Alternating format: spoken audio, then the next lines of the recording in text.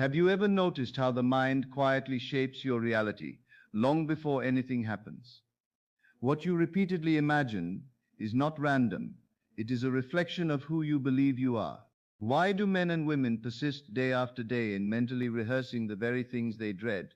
The loss, the rejection, the failure, the betrayal.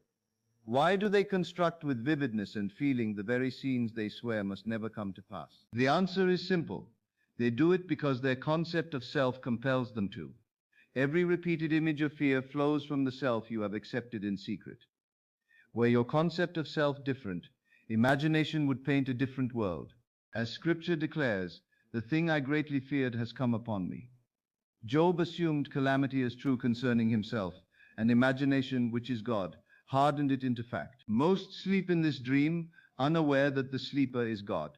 They think shadows dictate the light, striving to change conditions, never seeing these mirror the I am. They have forgotten. You rehearse the unlovely because the sleeper finds it believable. Now notice how the mind does it. Someone seems distant. Immediately the mind explains it. They don't want me anymore. An unexpected bill appears. The mind rushes ahead. What if something is seriously wrong? Why? Because somewhere you accepted a self that can be diminished. The mind does not invent fear. It expresses the self you accept.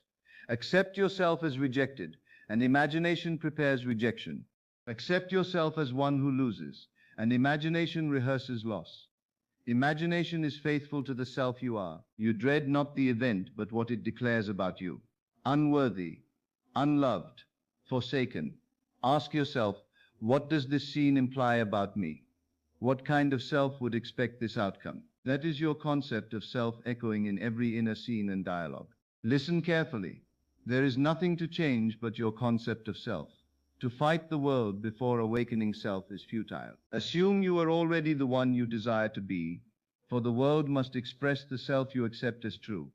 When the self changes, the old patterns cannot remain. Awake. You are not forsaken. You are the I am dreaming the drama of life. God emptied himself to become you, forgetting he is God until you remember. Creation is finished. The self you desire already exists. Assume it now, for imagination cannot betray the self you persist in being. What you assume you become, and so it is. If this message resonated with you, carry it into your inner conversations today. Subscribe to Stories and Quotesby for more timeless wisdom that transforms the way you see yourself and your reality.